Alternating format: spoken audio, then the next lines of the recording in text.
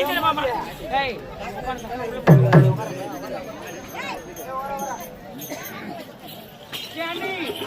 என்ன பூவை பத்தி உனக்குதான் நிறைய தெரியும். என்ன வாழ்நாள்ல நீ பார்க்காத பூவே இல்ல. நான் வாழ்நாள் பார்க்காத பூவே கிடையாது. நிறைய பூவை பாத்துக்கிறியா? நான் நிறைய பூவே பாத்துட்டேன். அதான் தெரியும். அது சமைங்க மலரா எப்படி இருக்கும்? அதுவாடி நல்லா நீட்டா வெள்ளையா ஒளிய வாசனையா அதே நீட்டா எனக்கு ரொம்ப பிடிக்கும். ரொம்ப பிடிக்கும் எனக்கு. போயிட்டு வா ஏண்டி அதுதான் சாமந்தி மலரா சுத்தமா பிடிக்காது. அந்த வாசமே வராது தெரியுமா? பிடிக்காது. அது என்ன மலரி?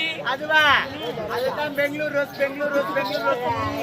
ஐயோ ஏண்டா உன் போதைக்கு நான் ஊருக்காருல பொறுமையா சொல்லிட்டு ஒரு டைம் ஐயா ஏன் உனக்கு மேல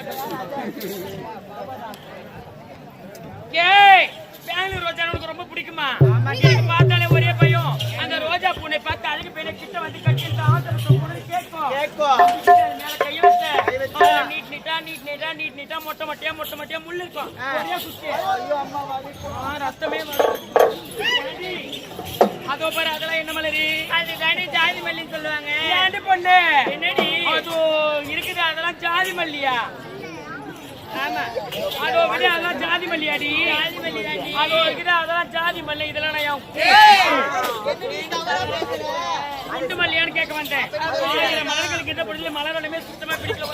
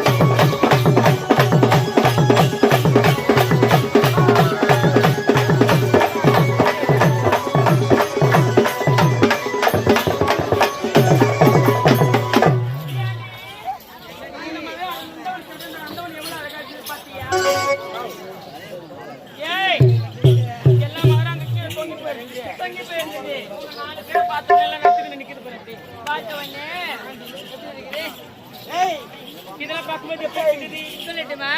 அடி போடி இருட்டுல மூஞ்சி தெரிஞ்சாங்க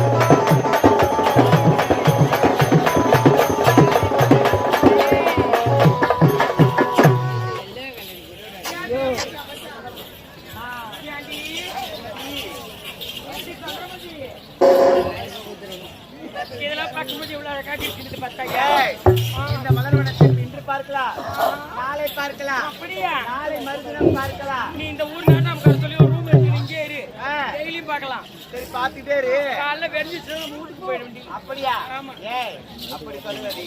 இந்த மாதிரி மலர்வனம் பார்த்ததே கிடையாதுன்னு உன் சொல்றேன். வாழ்நாள் இப்ப அழகான மலைவனத்தை பார்த்தது பார்த்ததே கிடையாது. அதனால மலைவனுக்கு ரொம்ப பிடிச்சிருச்சு. ஆமாடி. இங்க இருக்கிற பூக்கள் இதை பறிக்கலாமா, அதை பறிக்கலாமா, அதை பறிக்கலாமா, இதை பறிக்கலாமா, எதை பறிக்கிறதே தெரியுது. அப்படியே சிந்தாடுற.